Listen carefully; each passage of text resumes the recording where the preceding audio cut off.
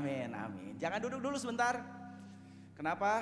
Kita mau deklarasikan satu hal. Kalau saudara lihat di belakang, tidak ada seorang pun juga seperti Yesus. Dan siapa itu Yesus? Yesus adalah Raja di atas segala raja, dan dia adalah Tuhan di atas segala Tuhan apapun. Jadi kita akan baca dulu sama-sama. Nanti belum sama-sama. 3, 2, 1. Jesus Christ, King of Kings and Lord of Lords. Sekali lagi ya, kita deklarasikan ini. 3, 2, 1. Jesus Christ, King of Kings, Lord of Lords. Sekali lagi kita bilang ini. 3, 2, 1. Jesus Christ, King of Kings, Lord of Lords. Kita beri kemuliaan buat Tuhan kita. Silakan duduk. Ya, ini temanya hari ini, Yesus Kristus adalah Tuhan. Kita perlu tahu siapa Tuhan. Kenapa? Kenapa kita nyembah Tuhan? Barusan kita worship sama-sama. Sebetulnya worship tidak hanya sekedar sebuah pujian, bukan hanya sekedar angkat tangan, bukan hanya sekedar nyanyian, bukan sekedar hanya kita melakukan sepertinya ritual sama-sama penyembahan. Tapi sebetulnya penyembahan adalah jauh lebih dalam daripada itu. Kenapa? Biasanya penyembahan itu datang dari sesuatu ketika kita sadar ada sesuatu yang jauh lebih berkuasa atau lebih besar daripada kehidupan kita. Setuju? Makanya banyak orang di pedalaman sana yang mereka sembah adalah gunung. Kenapa? Karena gunungnya pernah meletus. Bahkan sampai hari ini mungkin ada juga yang masih menyembah gunung Sinabung karena Sinabung pernah meletus gitu.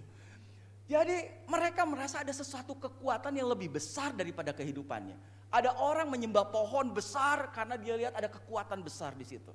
Ada orang menyembah sesuatu. Jadi apa itu Tuhan? Siapa itu Tuhan yang disembah? Adalah ketika seseorang dia tahu ada sesuatu kekuatan yang jauh lebih besar.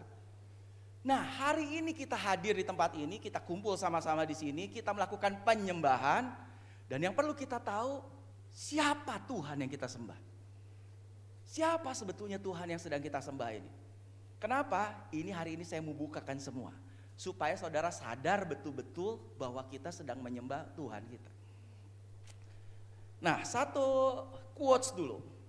Dikatakan quotesnya berkata begini. Whatever we worship has power over us.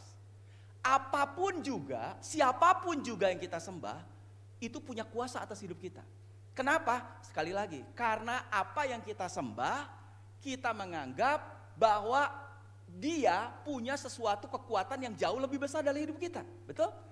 Berarti ketika kita menyembah, itu kita percaya bahwa dia punya power. Dan ketika kita menyembah, sebetulnya kita lagi memberikan kuasa juga kepada dia. And the more we worship it, the greater its power. Semakin kita menyembah, semakin besar itu kuasanya. Bisa berdampak dalam kehidupan kita. This is the both on the positive and on negative side. Ini berlaku dalam hal yang positif maupun hal yang negatif juga. Karena penyembahan, sekali lagi kita menganggap ada satu kuasa yang jauh lebih besar. Makin disembah makin besar tuh kuasanya. Nah, sebetulnya hari ini yang kita sembah adalah Yesus. Karena Yesus sudah turun ke bumi, dan buat apa dia datang ke dunia? Dikatakan di sini, inilah our destiny, inilah tujuan daripada penyembahan kita sesungguhnya. Buat apa kita menyembah Tuhan? Karena dia sudah datang ke dunia ini, dan apa yang dia berikan buat kita yang seharusnya kita terima adalah ini.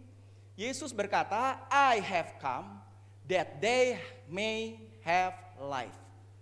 Aku datang supaya mereka punya hidup. Berarti kalau aku datang mereka semua gak punya hidup. Dan ini sudah terjadi. Yesus datang 2000 tahun yang lalu. Dia memberikan kehidupan kepada kita karena dia mati menggantikan kita di kayu salib. Amin.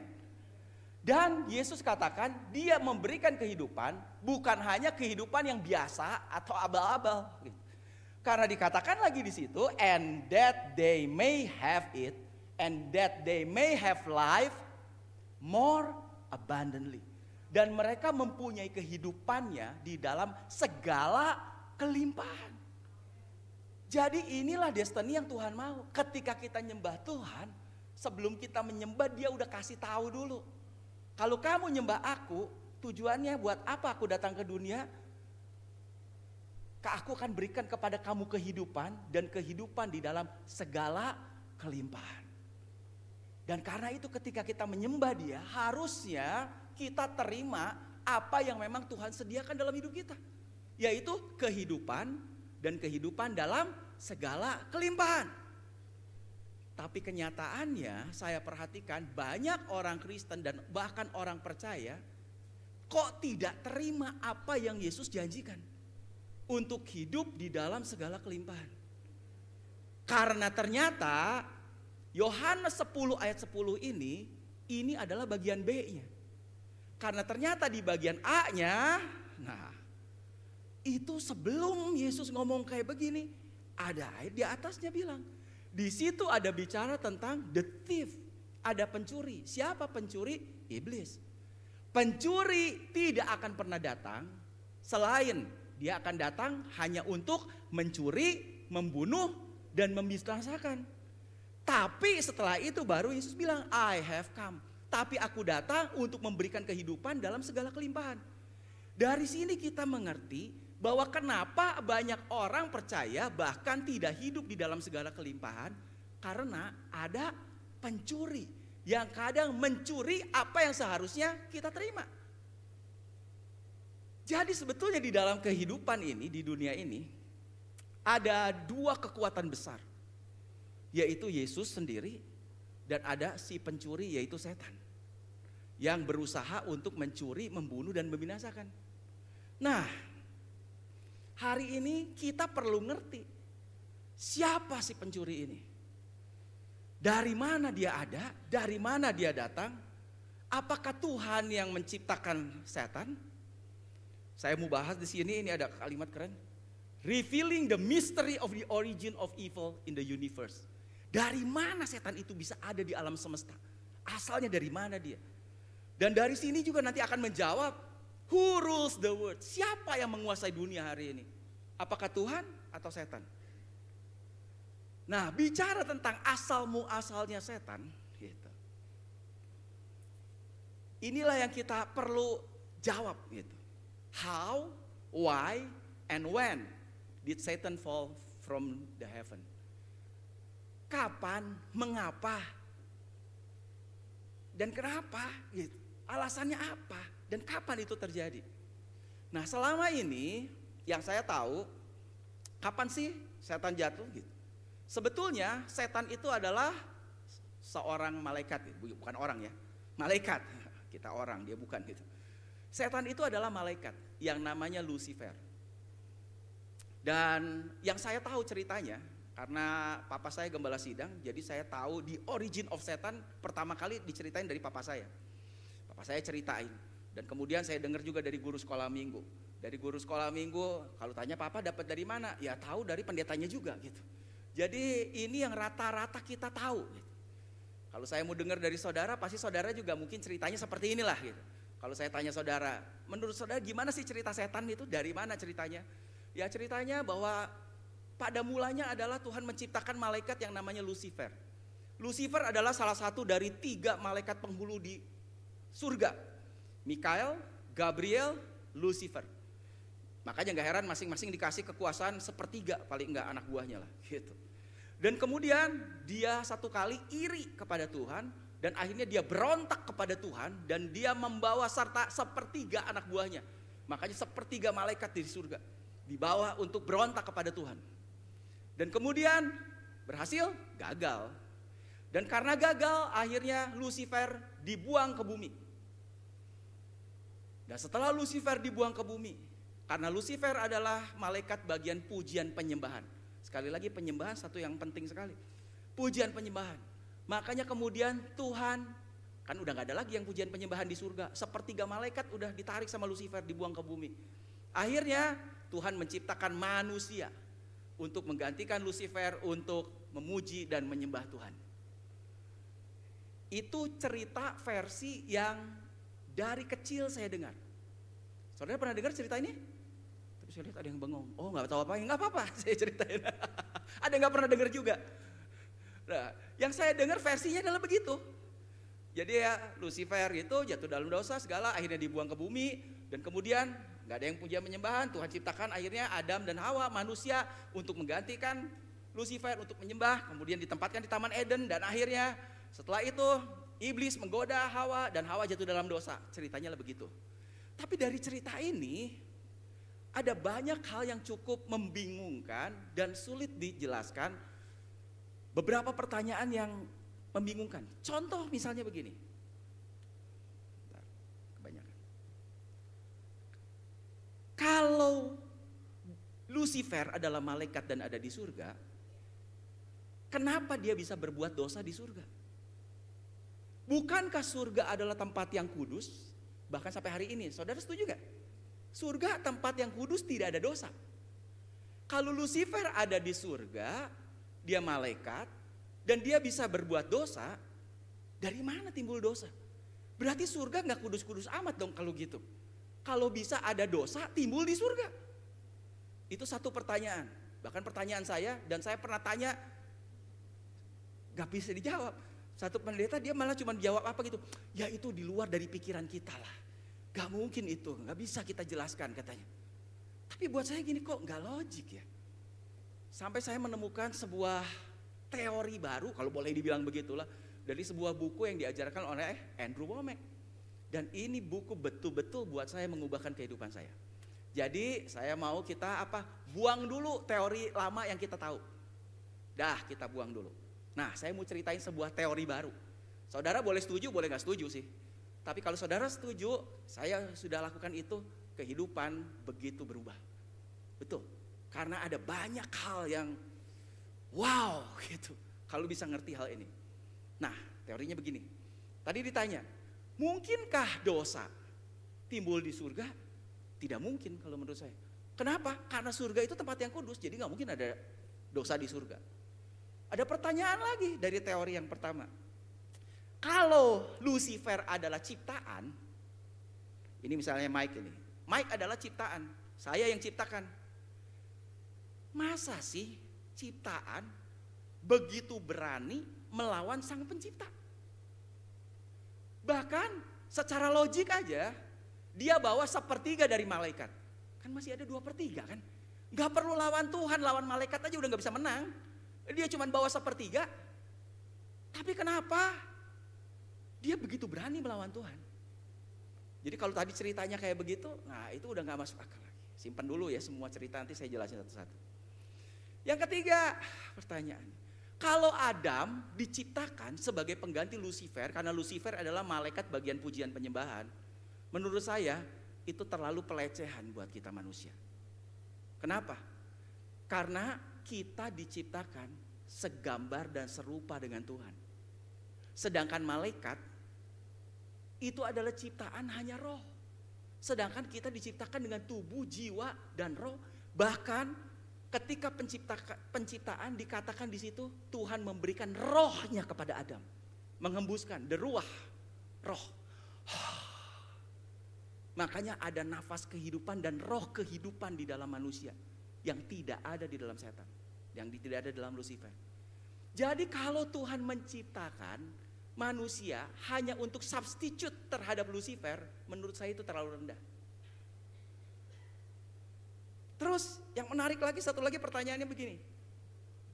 Kalau saudara punya anak dan tahu di situ ada macan, mungkin gak saudara simpen anak saudara yang masih bayi di kandang macan? Ya udah pastilah diterkam sama macan gitu. Ini juga yang agak gak masuk akal dari cerita yang pertama. Kalau Tuhan udah tahu iblis jatuh, setan jatuh, Lucifer jatuh, dibuang ke bumi. Terus masa Adam dan Hawa ditempatkan di bumi yang udah ada setannya. Jadi banyak pertanyaan-pertanyaan yang membingungkan ketika kita pegang teori tentang the origin of Satan, kejatuhan setan, cerita dari yang tadi saya cerita. Nah, tapi sekarang sekali lagi buang dulu semua itu. Kita buka sesuatu teori yang baru nih tentang setan. Nah, pertanyaan yang pertama tadi, is there sin in heaven? Apakah ada dosa di surga? Jawabannya tidak ada, itu aja. Saya percaya sampai sekarang surga tetap kudus. If not, how did Satan fall? Kalau di surga nggak ada dosa, kenapa setan bisa jatuh dalam dosa? Berarti pertanyaannya sekarang begini, di manakah setan jatuh dalam dosa? Karena tidak mungkin setan jatuh dalam dosa di surga. Setuju nggak? Simpen dulu, saya bilang. Setuju nggak setuju? Tapi kita tahu satu kebenaran, tak pertahankan itu kebenaran. Kalau surga kudus tidak mungkin dosa muncul di surga. Kalau gitu munculnya di mana? Kita lihat ternyata Alkitab menjawab. Ada. Cerita tentang setan ada di Yehezkiel 38. Kita baca sama-sama. Beginilah firman Tuhan Allah, gambar dari kesempurnaan engkau. Penuh hikmat dan maha indah. Lucifer diciptakan begitu penuh hikmat, makanya pintar tuh. Jangan pikir setan bodoh gitu. Penuh hikmat dan maha indah. Nah, lihat di sini ada bocorannya ternyata di sini. Engkau di Taman Eden. Taman Eden ada di surga atau ada di bumi? Di bumi. Yaitu taman Allah. Penuh segala batu permata yang berharga, yaspis merah, krisolit dan yaspis hijau, permata virus, krisopras dan nefrit, lasurit, batu darah dan malakit. Tempat tatahannya diperbuat dari emas dan disediakan pada hari penciptaanmu. Memang ini diciptakan Tuhan. Dan kemudian bilang begini, ku berikan tempatmu dekat kerup yang berjaga. Oh, confirm. Kenapa? Karena kita tahu di Taman Eden, di pintunya ada 2 kerup yang berjaga. Berarti betul, ini di Taman Eden kejadiannya. Di Gunung Kudus Allah engkau berada dan berjalan-jalan di tengah batu-batu yang bercahaya-bercahaya. Bercahaya-cahaya, keren sebetulnya. Engkau tidak bercela di dalam tingkah lakumu sejak hari penciptaanmu. Jadi waktu Tuhan menjadikan Lucifer kudus, tidak bercela nih. Sampai terdapat kecurangan padamu. Ini yang menarik. Sebelum ke sini, apa itu curang? Curang apa? Saya kasih penggambaran aja. Kalau saya punya anak, yang satu saya kasih 2 permen, yang satu lagi saya kasih 2 permen. Tiba-tiba kakaknya lihat adiknya itu, dia ambil 1, cuman dia diambil. Yang adiknya langsung cerik, kakak curang, kenapa? Udah dikasih 2, yang saya diambil 1, kakak curang. Jadi curang itu apa? Curang itu adalah mengambil apa yang bukan menjadi haknya. Setuju? Curang. Padahal dia udah dapat. Bukan gak dapat, dia dapat. Tapi dia mengambil apa yang bukan menjadi haknya. Itulah curang. Lucifer pada awalnya Tuhan ciptakan begitu luar biasa dengan privilege. Karena apa? Dia 3 dari penghulu malaikat yang ada di surga. Dia diciptakan dengan spesial. Tidak seperti malaikat-malaikat yang lainnya. Makanya dikatakan di sini, digambarkan tentang penciptaannya luar biasa. Dia ada di sini, di situ, di sini, begini dan begitu. Jadi Tuhan udah kasih privilege nih ke malaikat, kepada Lucifer. Cuma dia curang.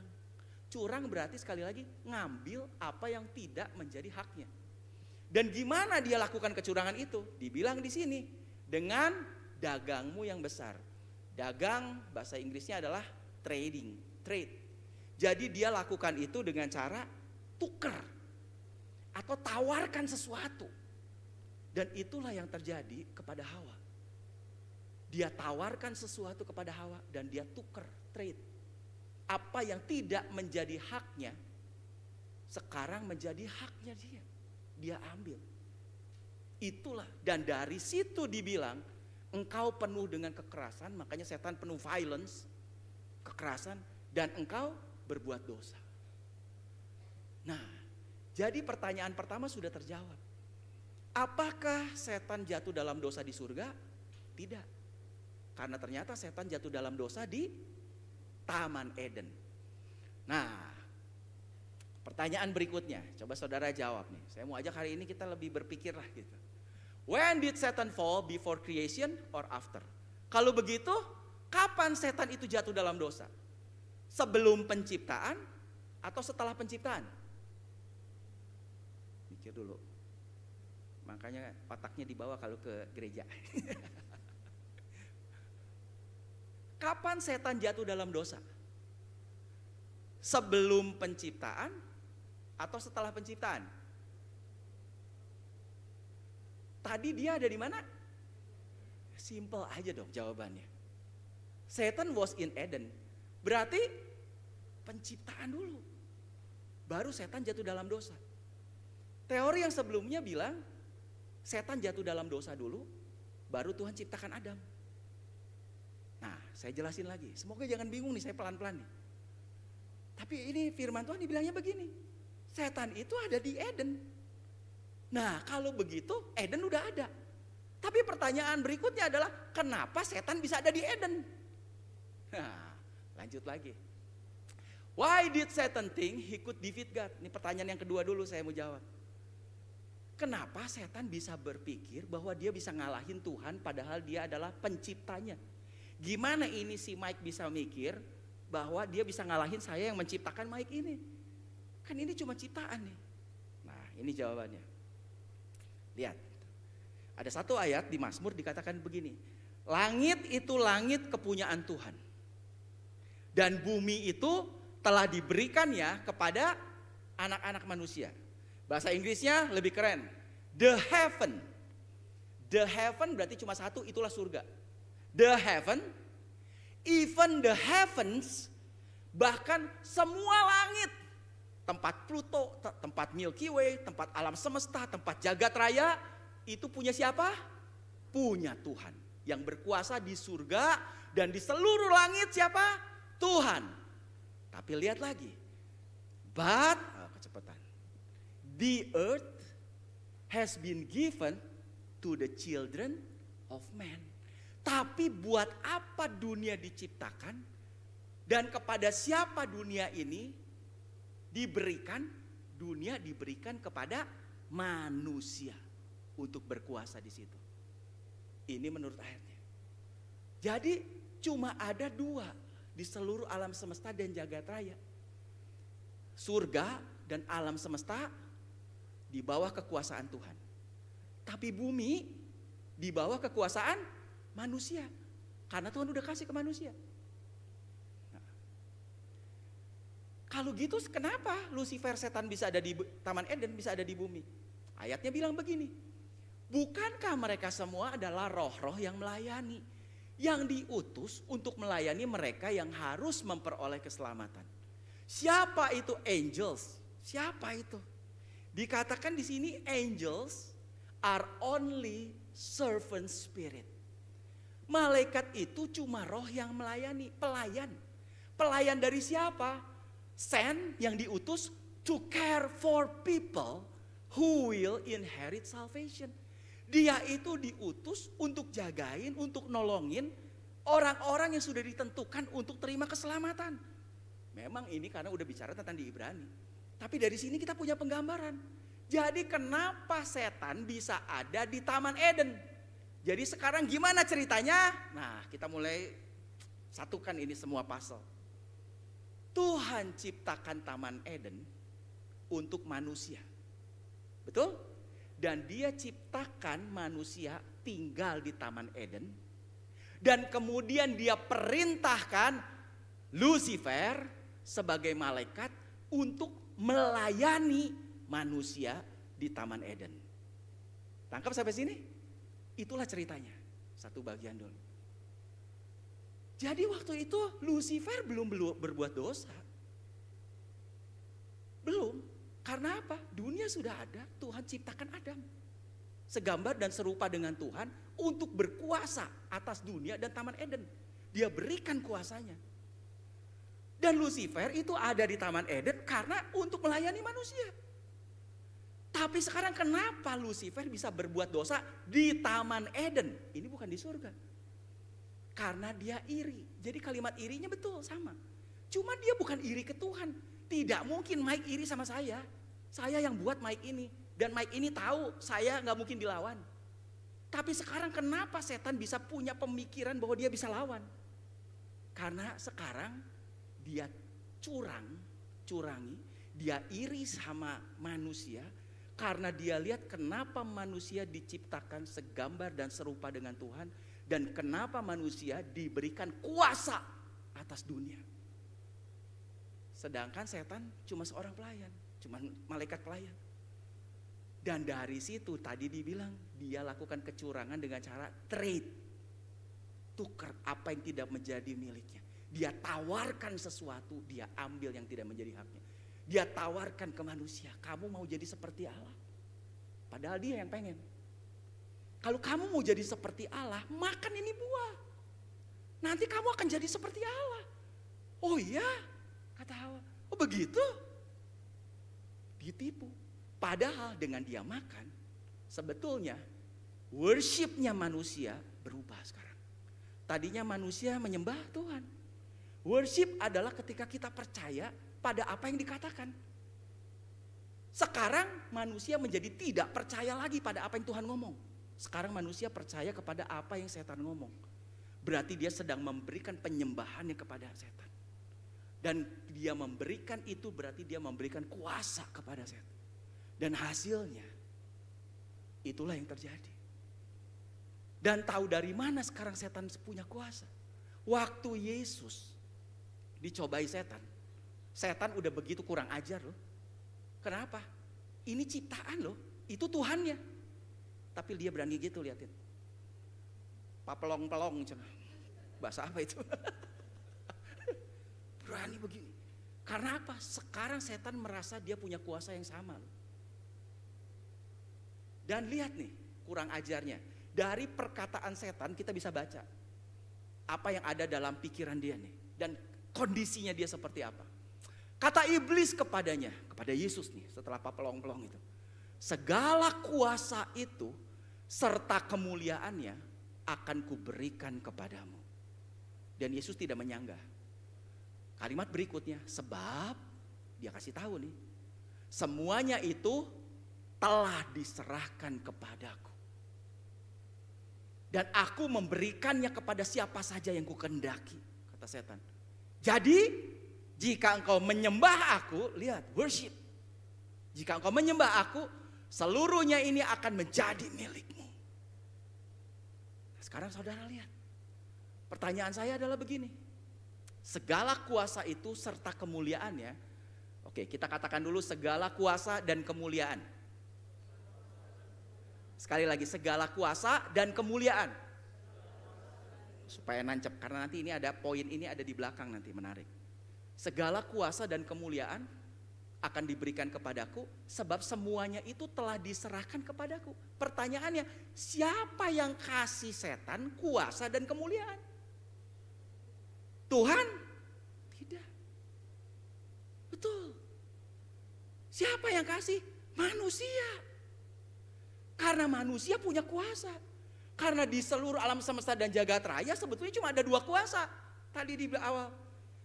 Surga dan seluruh alam semesta, Tuhan yang berkuasa. Tapi bumi dan segala isinya, manusia yang berkuasa. Tapi karena manusia ditipu, trading sama setan, sekarang dikasih. Nah sekarang setan merasa, karena kan cuma ada dua kekuatan. Manusia memberikan kepada setan kuasa. Sekarang dia punya power. Makanya sekarang dia balik tawarkan ke Yesus. Kenapa? Karena Yesus adalah manusia. Waktu ada di bumi dia manusia. Yesus manusia. Yang sudah tidak punya lagi kuasa atas dunia. Betul? Karena manusia udah diambil kuasanya sama setan. Makanya dia balik. Dia tahu ini adalah bagian dari Tuhan. Tapi udah kehilangan sekarang. Dibalik ditawarkan sama setan. Kamu mau dapat lagi kuasa ini? Yang kamu pernah kasih ke manusia sekarang udah punya di aku. Kamu Tuhan kan turun jadi manusia sekarang. Mau lagi ini kuasanya? Sembah aku katanya. Nanti ini akan jadi milikmu. Padahal apa? Tipuan lah. Karena kita tahu tadi worship. Apapun siapapun yang kita sembah. Itu justru punya power over us. Itu punya kuasa atas diri kita.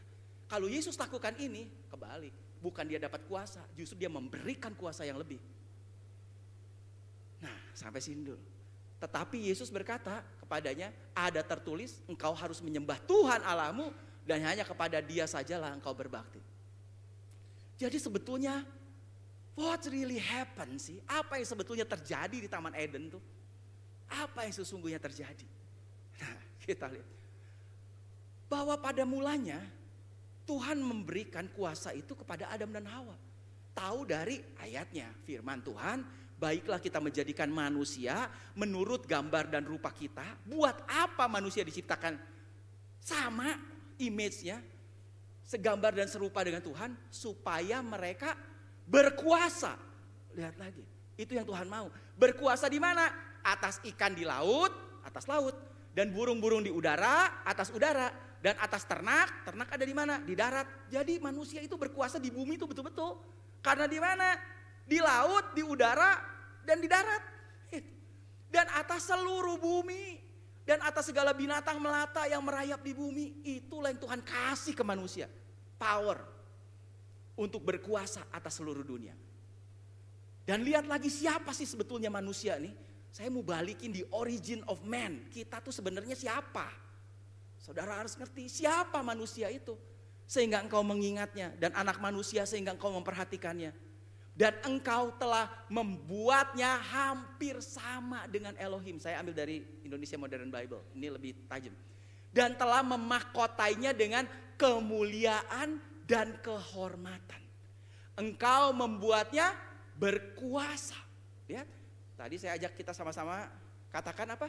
Berkuasa dan kemuliaan. Lihat, dua hal ini yang Tuhan kasih justru kamu. Kuasa dan kemuliaan. Tuhan udah kasih kita kemuliaan dan kehormatan. Dan Tuhan membuat kita berkuasa. Berkuasa atas apa? Atas pekerjaan tanganmu. Bukan kita yang kerjain. Memang Tuhan yang kerjain semua. Tapi dia kasih kuasanya atas kita. Makanya engkau telah menempatkan segala sesuatu. Bahkan Tuhan telah menempatkan segala sesuatu di bawah kakinya. Betapa powerfulnya manusia pada awalnya. Luar biasa. Semua yang Tuhan kerjakan ditempatkan di bawah kakinya. Dikasih kemuliaan dan kuasa. Tapi kita tahu sama-sama. Waktu Hawa ditipu sama iblis. Dia berikan kuasa itu. Makanya manusialah, they are the one that empower Satan. Jadi dengan kata lain kita bisa katakan manusialah yang menjadikan setan. Karena Tuhan menciptakan malaikat yaitu Lucifer. Tapi manusialah yang menjadikan Lucifer menjadi setan. Karena dia kasih kuasanya. Karena tipuan akhirnya jatuh dalam dosa. Itulah jadi setan. Sampai sini oke? Bisa nangkep ya? Lanjut lagi nih. Ini lebih seru. Kalau begitu sekarang, how much power does Satan have? Seberapa besar sih kuasanya setan sekarang? Karena tadinya sebetulnya kuasanya atas manusia. Manusia sekarang kasih ke setan. Kalau gitu seberapa berkuasanya sih setan? Problemnya adalah begini. Nih, the popular belief about hell that aren't actually in the Bible. Kalau saya tanya, siapa yang berkuasa di surga? Jawab yang keras. Tuhan. Siapa yang berkuasa di neraka? Tuh. Dengar nggak? Saya ulangi lagi ya. Siapa yang berkuasa di surga? Tuhan. Siapa yang berkuasa di neraka? Setan, katanya saya dengar tadi. Salah besar. Itulah kesalahan-kesalahannya. Yang sebetulnya popular belief, tapi tidak alkitabiah. Saudara tahu setan dijadikan buat apa? Neraka dijadikan buat apa? Tempat menghukum buat setan. Tapi kalau saudara tanya hari ini kepada orang-orang di luar sana, siapa yang berkuasa di surga? Tuhan. Siapa yang berkuasa di neraka? Setan.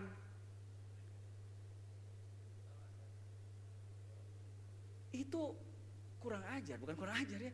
Menganggap setan itu udah punya power. Tapi saya mau kasih lihat saudara. Neraka ada buat menghukum setan. Bukan buat manusia pada awalnya.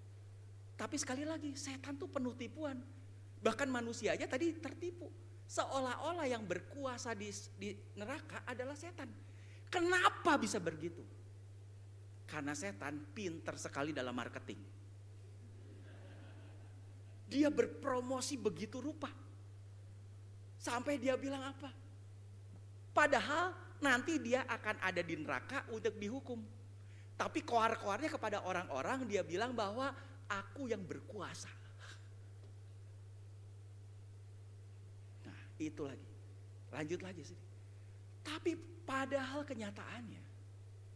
Ini keren nih. The dominion is restored. Bahwa pemerintahan kekuasaan itu sudah dipulihkan. Tadi setelah Yesus dicobai oleh iblis, dia tidak jatuh di dalam pencobaan. Bahkan dia katakan, pergi lo iblis. Ada tertulis, jangan mencobai Tuhan Allah. Dan terus akhirnya Yesus mati. Iblis coba bikin dia mati. Tapi Yesus tidak pernah mati. Kenapa? Karena maut tidak bisa mengalahkan. Yesus mati karena dia menyerahkan nyawanya. Setelah dia kalahkan maut. Itulah faktanya. Setelah dia kalahkan maut, dia serahkan nyawanya. Dan kemudian dia bangkit. Buktikan bahwa dia mengalahkan maut, dia bangkit pada hari yang ketiga. Dan setelah itu dia mau naik ke surga. Dan beberapa saat sebelum dia naik ke surga, dia katakan satu kebenaran yang begitu sangat luar biasa. Dikatakan di situ, then Jesus came to them and said. Dia deketin murid-muridnya dan apa yang dia bilang? Dia bilang, all authority in heaven. Segala kuasa di surga dan di bumi. Karena saya bilang tadi, hanya ada dua kuasa. Atas surga dan alam semesta dan atas bumi. Has been given to me. Sudah diberikan kepadaku.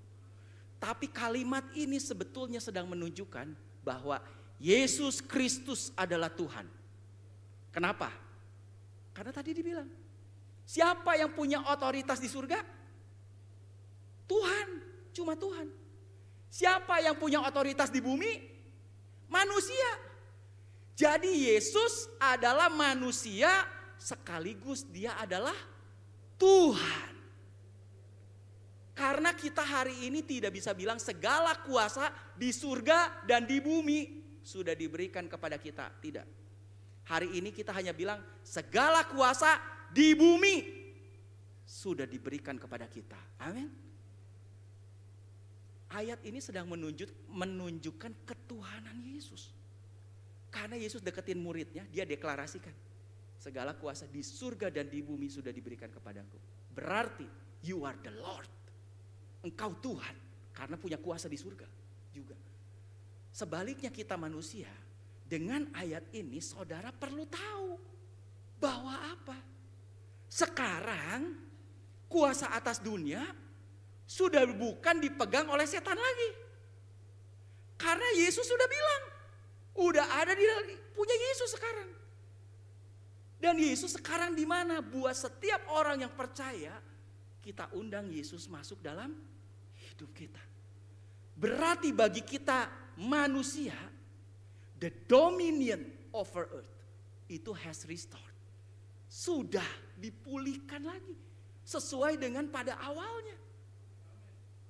Bahwa apa? Kita berkuasa atas burung di udara, atas ikan di laut, atas semua ternak, atas segala sesuatu yang ada di bumi, atas apapun juga yang Tuhan sudah ciptakan, semuanya diberikan di bawah kaki kita orang percaya. Amin. Wow. Saudara perlu tahu itu. Jadi pertanyaannya, apakah yang berkuasa di dunia ini adalah setan? Sebelumnya. Sekarang yang berkuasa di dunia adalah kita orang-orang yang percaya. Itu kebenarannya. Kita orang-orang yang percaya. Tapi masih banyak orang yang tidak tahu. Makanya kita kasih tahu. Mereka pikir yang masih berkuasa di dunia adalah setan. Itu. Padahal kebenarannya, waduh Alkitab keren banget. Dia bilang apa? Bahwa dia, Yesus, telah melucuti penguasa-penguasa dan kuasa-kuasa dan menjadikan mereka tontonan umum dalam kemenangannya atas mereka. Bahasa Inggrisnya keren, dia bilang in this way he disarm. Disarm itu apa? Melucuti senjata. Kalau arm berarti dipersenjatai. Ini semua senjatanya udah diambil. Bukan cuma senjatanya diambil. Kalau polisi punya pistol, pistolnya udah diambil. Koboi punya pistol, pistolnya diambil. Pendekar punya samurai, samurainya udah diambil. Udah gak punya senjata. He disarmed the spiritual rulers and authorities. Tidak punya lagi otoritas. Dan bukan cuma itu. He shamed them publicly by his victory over them on the cross. Wow. Kemenangan di kayu salib itu dia lucuti dan dia bikin permalukan setan, ditelanjangin kalau bisa lihat. Ya orang malu gimana sih? Ya kalau ditelanjangin, setan ditelanjangin sama Yesus. Dan udah kelihatan tidak ada apa-apanya lagi, semua nggak punya senjata di kayu salib tuh. Jadi setan itu udah nggak punya apa-apa. Itu yang Yesus bilang. Dan bukan cuma itu, Yesus membuktikan lagi omongannya. Dia bilang kayak begini. Nah ini yang terjadi itu. Jadi setan itu telanjang dan gak punya apa-apa sebetulnya. Dan Yesus bilang lagi begini.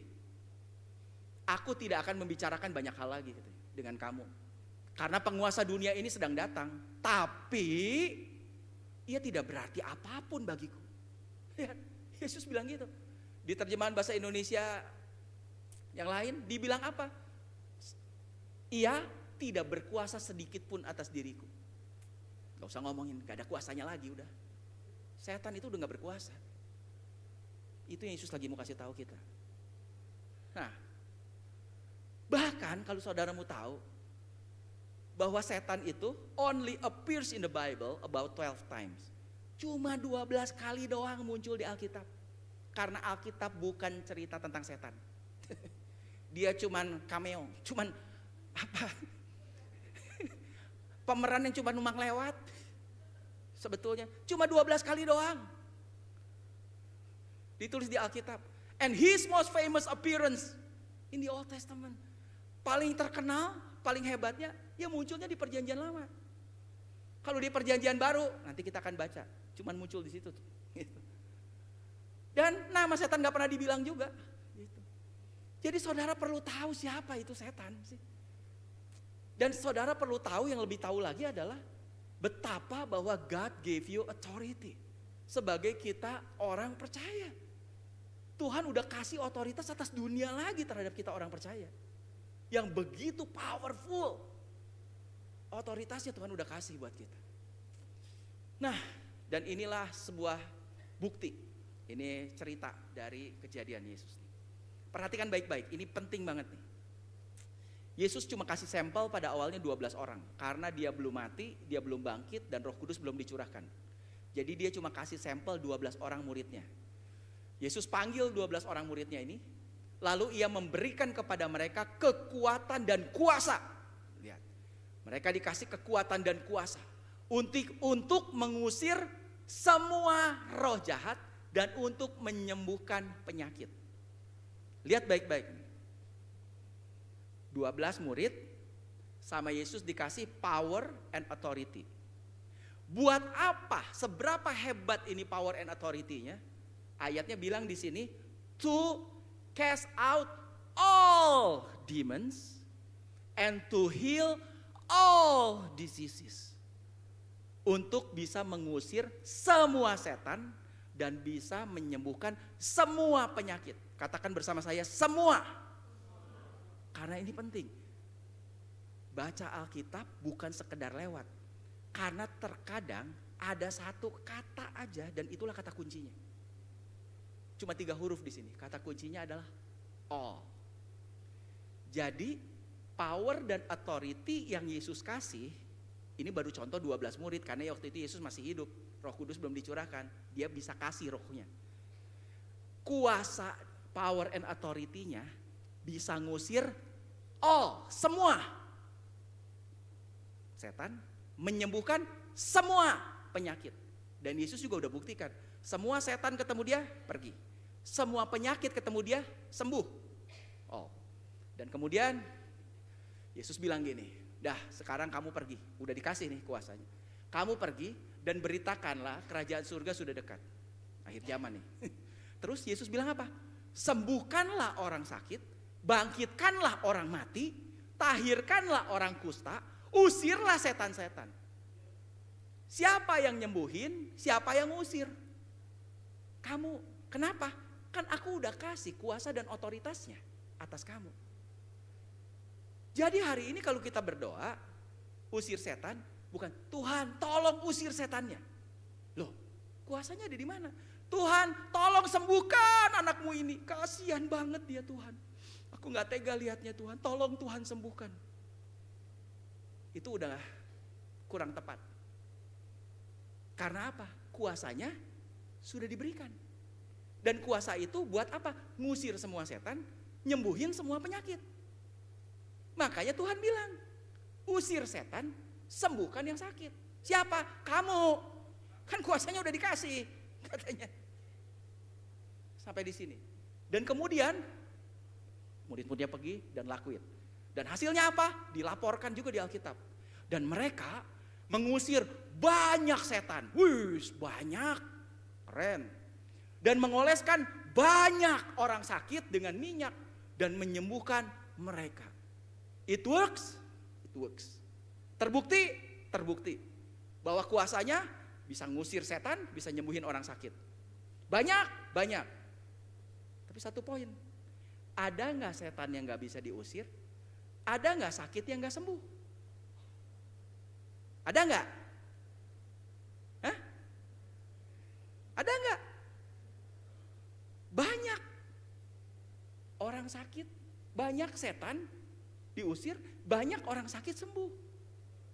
Tapi kan tadi kata kuncinya apa? Oh, apakah banyak itu semua? Tidak, banyak sih.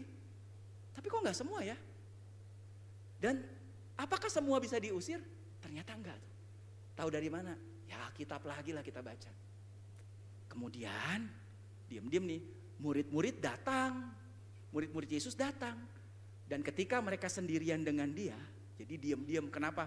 Ngerakeun gitu. Malu. Jadi diam-diam datang. Lagi tinggal sendiri sama Yesus, kemudian dia ngomong apa? Bertanyalah mereka. Yesus, kenapa kami gak bisa ngusir setan yang itu? Berarti ada setan yang gak bisa diusir. Meskipun banyak setan bisa diusir kan. Karena tadi bilang banyak. Berhasil tuh. Kuasanya memang powerful. Tapi ada yang gak bisa diusir. Dan kemudian tanya ke Yesus. Kenapa setan itu kok gak bisa diusir? Kira-kira jawab Yesus apa? Padahal kuasanya bisa ngusir semua. Itu penting. Setan. Bisa nyembuhin semua penyakit. Tapi kok ini gak bisa, ini kenapa? Kira-kira jawab Yesus apa? Oh, kamu kurang berdoa dan berpuasa. Nah, nanti dulu.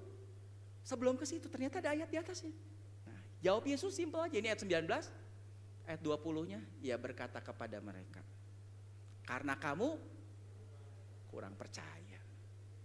Jawaban Yesus simpel. Kamu kurang percaya. Dan kalau dijelasin lagi di bawahnya, kenapa Yesus sampai bilang harus doa dan puasa? Sebetulnya itu konteksnya bukan setan itu hanya bisa diusir dengan doa dan puasa. Kalau saudara baca dengan jelas semua konteksnya. Tapi karena kamu kurang percaya, makanya kamu perlu lebih banyak berdoa bahkan berpuasa. Itulah artinya. Tapi sekarang banyak salah kaprah orang, dia pikir waduh kalau kayak gini gue harus puasa nih, gak cukup aja cuma doa.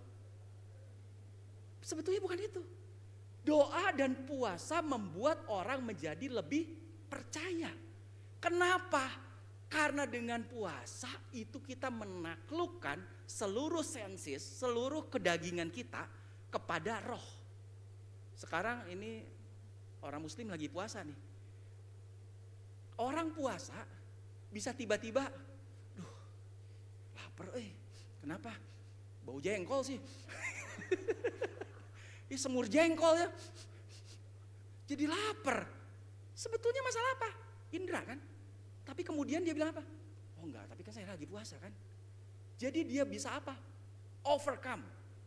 Bisa mengalahkan kedagingan. Karena masalah ketidakpercayaan sebetulnya adalah masalah kedagingan. Dari apa yang kita lihat, apa yang kita dengar, apa yang kita tahu, apa yang kita baca. Mana mungkin ya? Mana bisa ya?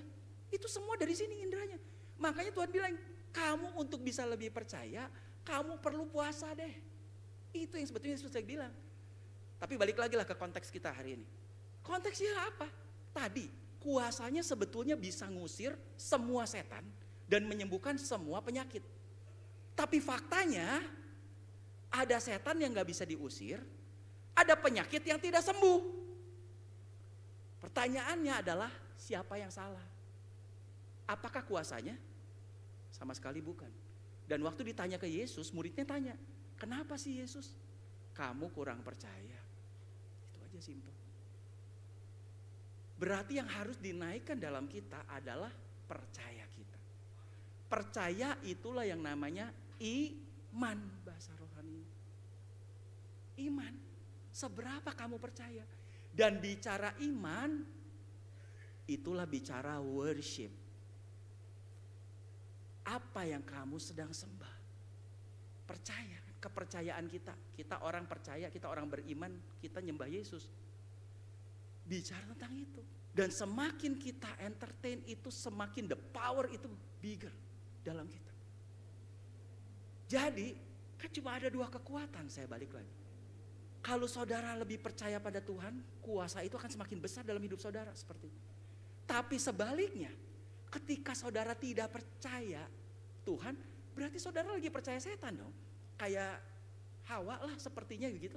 Kalau nggak percaya, kan setan ngomong, bukankah Tuhan bilang begini? Itu kalau kamu dimakan nggak apa-apa, nanti sama ini. Begitu kita entertain, powernya langsung hilang. Itulah. Lanjut lagi dulu. Kalau gitu setan itu siapa? Kita menggambarkan memang kalau gitu setan ada nggak? Ada. Masih bahaya nggak? Bahaya banget. Bahayanya karena apa? Tadi dia mempengaruhi untuk to steal, to kill and to destroy. Dia curi apa yang seharusnya saudara bisa terima. Harusnya saudara sembuh dan sehat. Karena kuasa yang Tuhan kasih bisa menyembuhkan semua penyakit. Tapi kenapa kita nggak terima segala kelimpahan kesehatan? Iblis mencuri. Gimana cara dia curi? Dia tipu dengan trade, curang. Dan sekarang ini saya bahas satu ayat lagi dibilang di sini. Makanya kita perlu sadar dan berjaga-jaga. Kenapa? Lawan musuh iblis berjalan keliling. Hari ini dia lagi kelilingin saudara, cari kesempatan tetap. Sama seperti singa yang mengaum-ngaum dan mencari orang yang dapat ditelannya. Dia lagi cari kesempatan. Tapi ada yang menarik dari ayat ini. Apa yang paling berbahaya dari singa? Apa? Betul tadi saya dengar. Apa yang paling berbahaya dari singa? Taringnya. Karena taringnya begitu kuat. Begitu dia gigit, gak lepas. Punya kekuatan berapa ini? Taringnya. Tapi kan tadi dibilang bahwa di kayu salib Yesus sudah melucuti semua senjatanya. Senjata singa, taring. Berarti taringnya udah dicopotin. Berarti ini singa ompong. Lihat tuh gambarnya. Makanya lucu. Kenapa? Karena ayatnya bilang dia seperti singa mengaum-ngaum dan mencari orang yang dapat digigitnya. Betul? Gak punya gigi. Cuma bisa nelen. Kemana giginya? Udah dicabut. Siapa yang nyabut? Yesus di kayu salib. Disarm. Makanya dipermalukan dia. Cuman bisa nelen. Tapi masih ada juga orang yang bisa ketelen. Udah gak bisa digigit. Sekarang saya balik tanya, kalau saudara ketemu singa ompong takut gak? Digigit aja geli kali. Digigit cuma geli. Terus tapi begini, apa yang paling menakutkan dari singa? Betul banget. Aumannya begitu. Ini raja hutan, raja binatang nih. Begitu dia, semua udah langsung seperti ada aura apa itu bergetar semua. Makanya lihat ayatnya lagi. Sama seperti singa yang ngaum-ngaum. Tapi cari orang yang bisa ditelan. Tapi dia ngaum. Itulah. Saya baca sebuah kesaksian dari Andrew Wommack. Dia seorang hamba Tuhan luar biasa, punya Charis Bible School di Amerika. Dan waktu dia umur 7 tahun katanya, dia punya kakak dan dia punya cici. Punya cicinya gitu. Dan dia tidur sama kakaknya, laki-laki. Dan dia punya nenek juga, yang gak berapa lama kemudian neneknya meninggal. Dan ternyata neneknya ini main kuasa kegelapan. Jadi punya setan dan lain-lain lah begitu. Nah, waktu neneknya meninggal, dia waktu itu umur 7 tahun. Dan dia bilang sama kokonya, saya mau pindah ke kamar nenek Kenapa? Biar kita tidur masing-masing kamar sendiri-sendiri. Habis kalau saya lagi belajar kamu gangguin. Itulah. Jadi akhirnya begitu neneknya meninggal, dia pindah ke kamar neneknya. Seminggu kemudian balik lagi dia ke kamarnya. Dia bilang apa? Enggak, saya pengen tidur sama kamu aja, kayaknya lebih enak tidur sama kamu. Oh, kata kokonya kamu penakut gitu. Ya udahlah, saya aja yang pindah deh ke sana. Akhirnya kokonya yang pindah.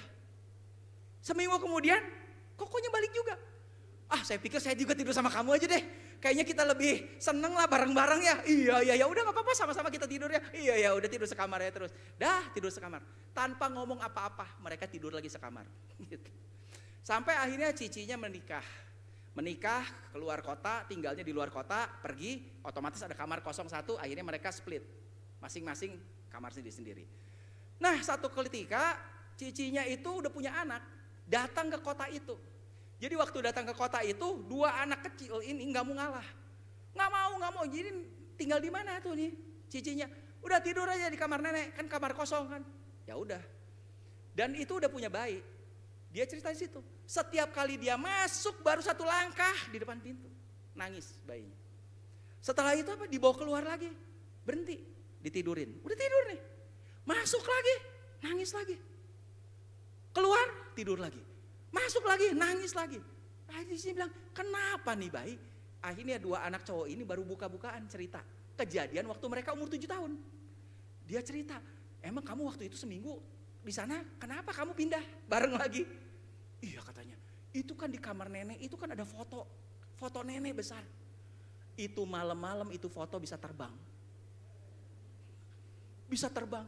Kokonya bilang, iya betul saya juga katanya. Makanya saya juga pindah lagi katanya. Oh gitu ya katanya. Singkat cerita, akhirnya sekitar umur 17 tahun. Dan Andrew Wommack bertobat dan kemudian dia tahu betul tentang otoritas ini. Dan dia pikir begini, waktu itu rumahnya sering dipakai persekutuan udah. Jadi tiap minggu ada persekutuan di situ. Tapi sejak cicinya kayak begitu gitu, jadi itu rumah tuh kamar itu di-abandon, nggak dianggap lah, dikunci, nggak pernah dimasukin, nggak pernah diurus, nggak pernah dibersihin, dianggap tidak ada aja itu.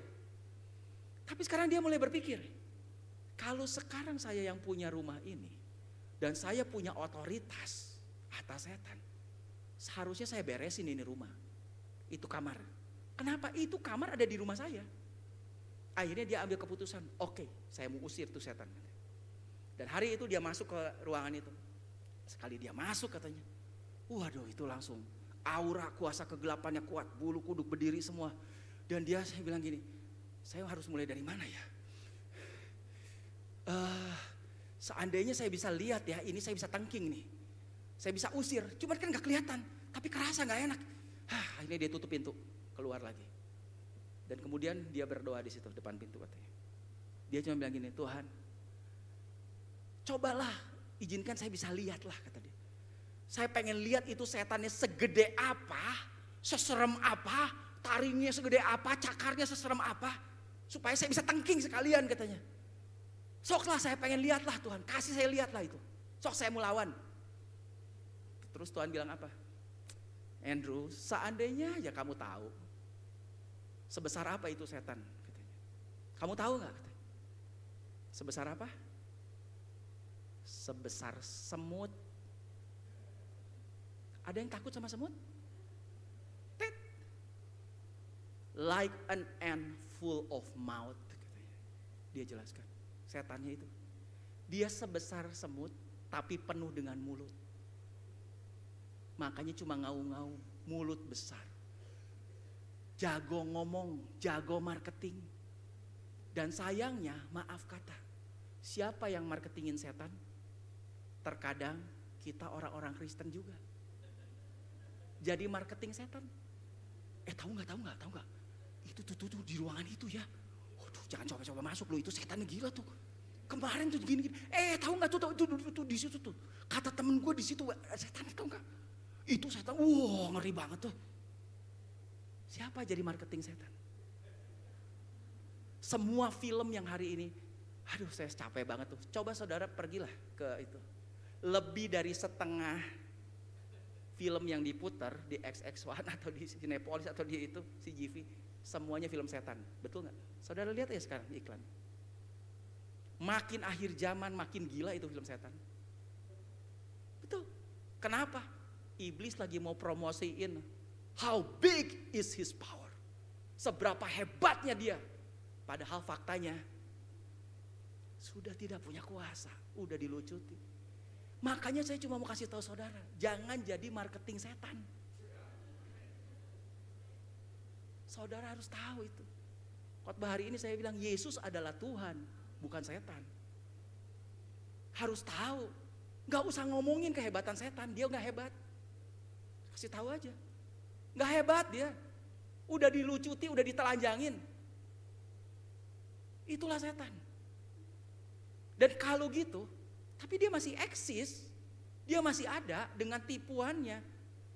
Makanya kalau gitu kita harus lawan. Gimana lawannya? Lihat ayat berikutnya. Ini 1 Petrus 5 ayat 8. Ayat 9, gimana ngusirnya?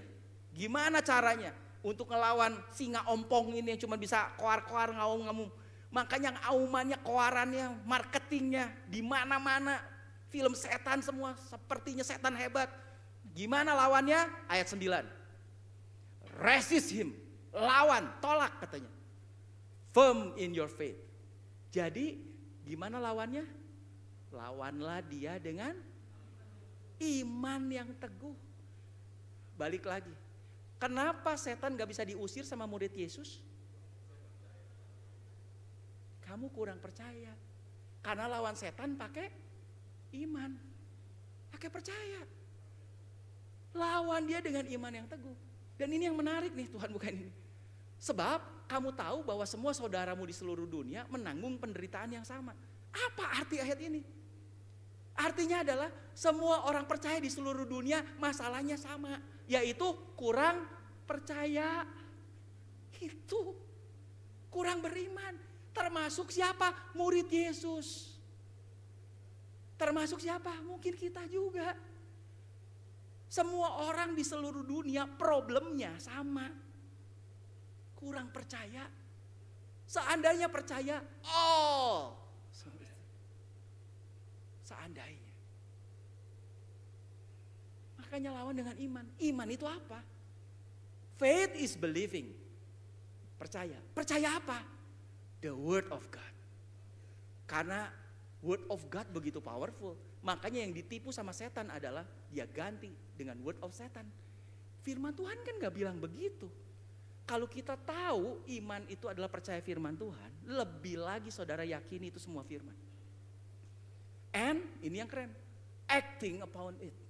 Mulailah kita bertingkah laku seperti apa yang firman bilang. Kemarin ini saya baru baca itu menarik. Ada seorang pendeta, dia diminta untuk doain sebuah kota lah bisa dibilang gitu.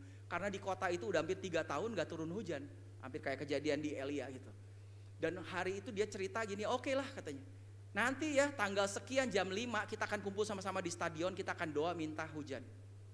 Dan akhirnya jam 5 orang penuh di stadion. Sebelum doa pertanyaan pertama dia cuman kayak begini. Siapa yang bawa payung, angkat payungnya. Dan tidak nyampe 10 orang yang angkat payung. Terus dia bilang apa? Tidak heran kenapa kalian berdoa dan gak turun hujan. Berarti apa? Kalian gak percaya bahwa hujan akan turun. Makanya kalian gak bawa payung. Cuma 10 orang yang percaya. Dari situ saya belajar. Iya, coba belajarlah untuk apa? And acting upon it. Kalau saudara percaya, bersikaplah dong dengan seperti apa yang saudara percaya. Acting upon it. No matter how I feel. Gak peduli apa yang kita rasa. Karena hidup ini bukan perasaan. Hidup ini tentang kebenaran. Itu satu khotbah lagi. Kita hidup berdasarkan the truth. The truth. Bukan berdasarkan the fact. The fact itu berdasarkan feeling. Buktinya, tapi rasanya masih sakit. Dan kenyataannya memang masih sakit. Ya gak peduli. No matter how I feel. Gak peduli saudara rasa masih sakit. Tapi the truth says, you can heal all diseases. So, act like it. Bertindaklah sebagai bukti dari iman saudara. Di-activate. Bertindaklah sesuai dengan imanmu. Loh, kepanjangan ya. Because katanya, God's promises a good result. Karena semua janji Tuhan dalam Alkitab. Karena Alkitab adalah buku perjanjian. Perjanjian lama, perjanjian baru, itulah janji Tuhan.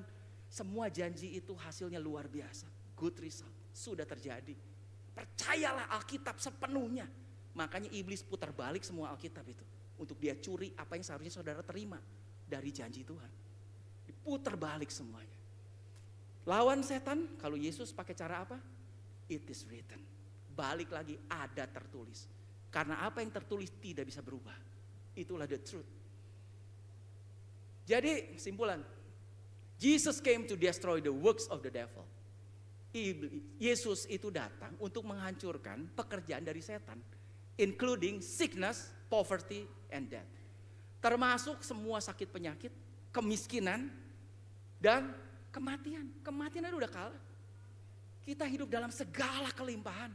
Itulah destiny-nya kita. Tapi atasnya dibilang, the thief, itulah makanya hari ini saya bicara. Ada yang tukang nyuri. Dan di dalam Yesus, any works of the devil is powerless in my life. Kuasa iblis itu udah gak ada apa-apanya. Jadilah marketing Tuhan, amin. Kasih tahu setan gak ada apa-apanya.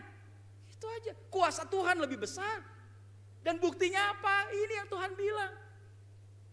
The same power that raised Christ from the dead is living. Is living itu present continuous.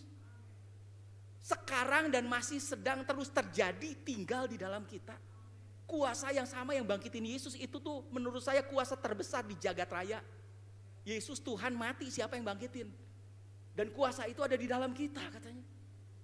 Wow, betapa dahsyatnya memang kuasa ini. Tidak heran ketika setan punya, dia pikir dia bisa lawan Tuhan. Padahal itu milik kita sesungguhnya. Dan dibilang di sini kamu berasal dari Allah anak-anakku.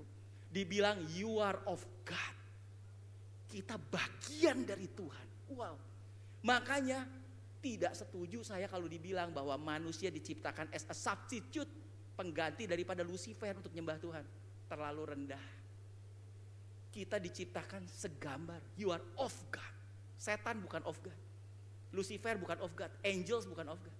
Tapi kita diciptakan bagian dari Tuhan. Karena dikasih nafas kehidupan Tuhan. My little children. And katanya apa? You have overcome them. Kita udah ngatasi. Udah ngalahin. Because he who is in you is greater than he who is in the world. Apapun juga yang ada di dunia. Seandainya saudara masih tetap percaya bahwa iblis adalah penguasa dunia, gak apa-apa. Tapi saudara perlu tahu kuasa yang ada dalam saudara masih jauh lebih besar daripada dia. Berarti apa? Tetap kita penguasanya. Asal tahu aja. Kita tetap penguasa dunia. Karena Tuhan udah kasih. Makanya Joyce Meyer bilang, the devil is a liar. Inilah satu lagi masalahnya. And he can only harm people who believe him and are deceived by him. Dia cuma bisa nyakitin orang-orang yang mau percaya ke dia dan orang yang ketipu. Karena itu jangan mau ketipu, kita harus tahu the truth, kebenarannya. The knowledge of God's word is your power against Satan. Pengetahuan kita tentang firman dan janji-janji Tuhan, itulah kuasa kita untuk lawan setan. Makanya Yesus bilang cuma apa? Ada tertulis. Ada tertulis. Ada tertulis. 3 kali dia lawan setan. Pakai apa? Pakai firman. Knowledge of God's word. Itulah yang Tuhan mau. Ya, ini satu quotes bagus. Kalau gitu tanggung jawab kita apa nih sekarang? Kalau kita udah tahu bahwa kita powerful nih. Kita udah punya kuasa lagi atas dunia. Our responsibility upon God depends on how we can respond to His ability. Ya ini cuma permainan kata lah. Jadi responsibility itu adalah respond to his ability. Tanggung jawab kita adalah ketika kita sadar merespon kepada kemampuannya Tuhan yang ada di dalam kita, bukan setan. Itulah power yang kita punya. Jadi put your faith in God. Kita betul-betul beriman dan percaya pada Tuhan. Denying the devil's power. Jangan jadi agen marketing iblis gitu. Setan udah gak punya kuasanya. And embracing the power of faith in God. Dan kita ambil kuasa dari kita percaya kepada Tuhan. Amin. Saya harap saudara bisa nangkap. This is the authority of the believers. Inilah otoritas kita sebagai orang percaya. Amin. Dan waktu saya tutup ini, jadi saya udah selesai nih siapin PowerPoint-nya. Ketika saya lihat gambar ini, saya termenung, bukan merenung. Tiba-tiba termenung hampir mungkin 5-10 menit saya bengong liatin. Keren banget saya lihat nih gambar. Betul, udah menutup sebenarnya udah selesai. Tiba-tiba keren. Tiba-tiba Tuhan ingetin lagi. Ada selengkap senjata Allah kan, betul? Semua senjata Allah sifatnya adalah defensif. Ketopong keselamatan, baju sirah keadilan, ikat pinggang kebenaran, kasut memberitakan Injil, semuanya defensif. Cuma ada satu yang ofensif, yaitu apa? Pedang roh firman Tuhan. The sword of the spirit, which is the word of God. Satu-satunya yang ofensif. Dan firman itu luar biasa banget. Saya langsung cari ayatnya, ketemu ayat ini. Apa itu firman? Waduh, begitu dibaca, wis keren. For the word of God is quick. Jangan pikir firman itu gak ada kuasanya dan lambat. Firman tuh instantly bisa gitu. Is quick and powerful. And sharper than any two-edged sword. Ini bukan cuma kayak pisau dapur yang cuma begini nih. Begitu dibalik gak bisa motong. Ini begitu tajam, bahkan lebih tajam dari pedang bermata dua katanya. Terus bilang apa? Nah ini keren nih, Tuhan jelasin di sini ke saya. Piercing even katanya to dividing sunders of soul and spirit. Soul itu di sini bicara tentang feeling, pikiran, perasaan, kehendak. Itulah bicara tentang fakta. Fakta yang kita terima berdasarkan apa yang indera kita masuk dan itulah faktanya.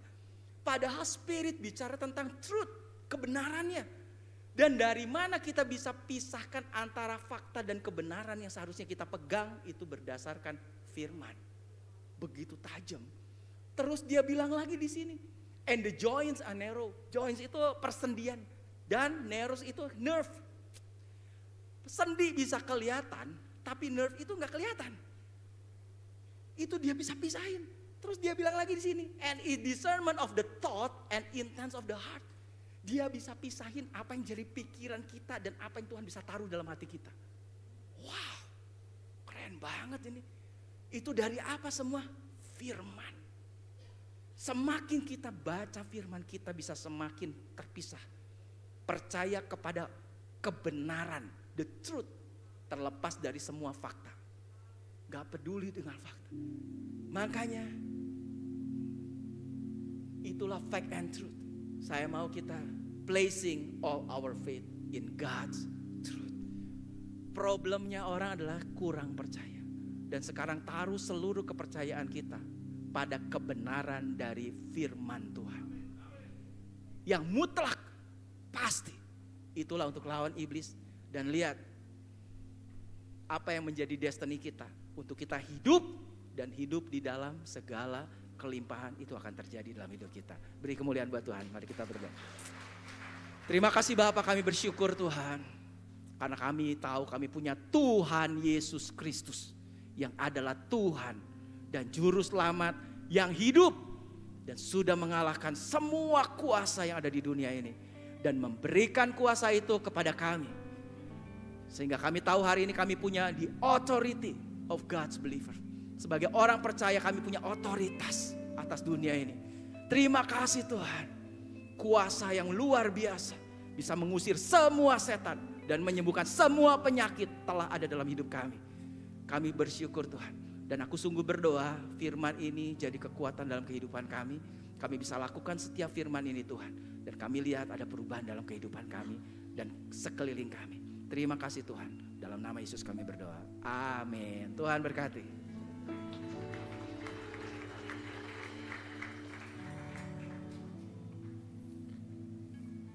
Berapa banyak saudara diberkati? Wah, luar biasa ya. Kita pulang sebagai orang berkuasa. Jadi saya sangat diberkati, terima kasih Pastor Samuel ya. Bahwa hati-hati dengan yang kita percaya juga ya. Saat kita percaya kepada seseorang atau sesuatu, kita sedang kasih power sama dia. Betul? Jadi taulah masa depan saudara nggak ada di duit atau uang. Kalau kita percaya itu berarti kita sedang kasih power sama duit. Sekarang siapa yang percaya sama Tuhan Yesus? Saudara sedang kasih power sama dia untuk memberikan kelimpahan dalam hidup saudara. Amin. Ayo kita bangkit berdiri. You are given all power, all authority. Tuhan kasih kuasa dan kemuliaan buat kita semua. Kalau kita menyembah pada dia. Saya percaya di sini tidak ada lagi orang yang diikat iblis. Kalau saudara percaya sama iblis, saudara yang kasih power sama dia. Hari ini kita katakan, kita kasih power sama Tuhan Yesus. Kuasanya bekerja atas hidup kita. Tidak ada kuasa iblis dalam hidup kita. Amin. Ya. Yesus, ku sembah Kau, katakan. Sujud, dia Tuhan, sembah dia. Di hadapan-Mu, keinginan dalam hidupku hanya untuk sembah dia. Berikan power kepada Yesus, katakan sekali lagi. Yesus, ku sembah Kau, sujud di hadapan-Mu, keinginan dalam hidupku hanya untuk menyembah-Mu. Terima kasih Bapa untuk firman-Mu yang adalah pedang roh. Kami pulang dengan kuasa sempurna dari surga. Semua kuasa telah dikalahkan oleh Yesus dan kami sekarang terima kuasa yang sama. Kuasa yang membangkitkan Yesus dari kematian ada di dalam saudara dan saya. Wah, haleluya Yesus, terima kasih Tuhan. Kami bersyukur untuk pagi hari ini kebenaran-Mu di atas fakta apapun yang kami lihat, kami rasakan. Mungkin saudara yang sedang sakit, menghadapi tantangan besar, jangan lihat dengan matamu tetapi percaya dengan iman-Mu. Percaya kepada firman Tuhan, itu adalah kebenaran dan terjadi dalam hidupmu. Terima kasih Tuhan Yesus. Terima kasih Bapak, kami sungguh bersyukur. Terima kasih untuk hamba-Mu Pak Samuel Zordi yang menjadi saluran kebenaran. Kiranya apa yang kami dapatkan, kami juga beritakan. Kami mau menceritakan kuasa Yesus. Kami tidak mau membesar-besarkan iblis, kami tahu dia sudah dikalahkan. Terima kasih Tuhan Yesus. Terima kasih Bapak, kami berdoa biar Tuhan berkati hamba-Mu Pak Samuel Zordi dan keluarganya. Urapi dia, tambahkan pelayanan-pelayanan yang berbuah dimanapun dia pergi, dia jadi berkat. Banyak orang dibebaskan, banyak orang diberkati. Berkati keluarganya Tuhan Yesus. Dan kami juga berdoa untuk jemaat-Mu di tempat ini Tuhan. Biar kami pulang semua menjadi orang-orang yang penuh kuasa Tuhan. Dan kami membawa berkat kemanapun kami pergi. Tuhan berkat-Mu atas setiap jemaat-Mu di tempat ini. Berkat-Mu atas gembala sidang kami, hamba-Mu yang melayani tempat ini, bahkan kami semua. Usaha pekerjaan kami, sekolah kami semua diberkati, kesehatan kami diberkati. Haleluya. Terima kasih Bapak. Terima kasih Tuhan Yesus. Katakan sekali lagi, Yesus, ku sembah Kau, sujud di hadapan-Mu, keinginan dalam hidupku hanya untuk menyembah. Sekali lagi katakan, Yesus, Yesus, Yesus, Engkaulah Tuhan yang kami sembah. Kami sujud di hadapan-Mu, di hadapan-Mu, keinginan dalam hidupku hanya untuk menyembah. Itulah keinginan kami Tuhan. Keinginan dalam hidupku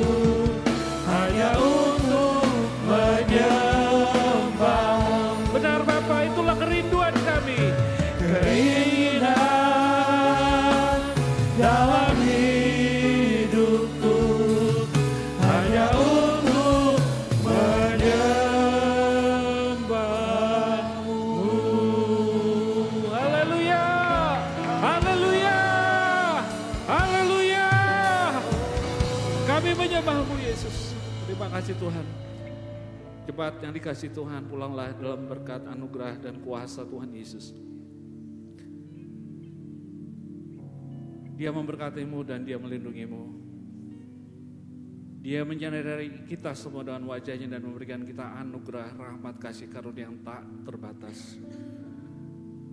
Dia menghadapkan wajah-Nya kepada kita semua, memberikan kita shalom, damai sejahtera. Anugerah dari surga, dari Allah Bapa kita. Kuasa dan kasih Tuhan Yesus, hikmat, urapan, damai sejahtera, sukacita Roh Kudus menyertai saudara dari sekarang sampai Maranatha. Yang sungguh percaya katakan amin. Selamat hari Minggu, Tuhan Yesus memberkati kita semua.